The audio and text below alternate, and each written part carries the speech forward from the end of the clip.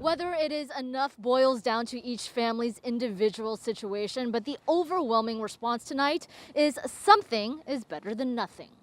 I'm basically getting laid off from the new job I just got a few weeks ago. A one-time $600 stimulus payment and $300 weekly federal unemployment bonus will be a lifeline thrown as Brian Walton has nearly drowned financially several times this year. The COVID relief deal struck by Congress, he says, is long overdue. While they're doing all that arguing on Capitol Hill, there are people who work full-time who have to go to food banks to feed their children. Walton, a cook, said he lost his restaurant job in March and has relied on family loans and taking on odd jobs, sometimes choosing to sleep at work because he couldn't afford to get home.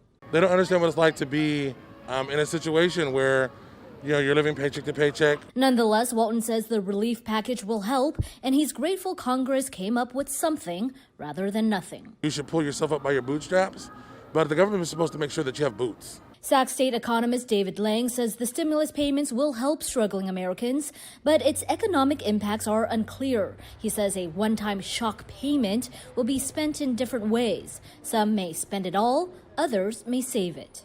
Other countries have done a better job at making sure that the poorest of the poorest and even the average citizens have what's needed in order to get through these troubling times. Yet Lang says he's optimistic. We can't rewind. All we can do is take where we're at and keep going forward. That money will finally go to Americans to provide some relief.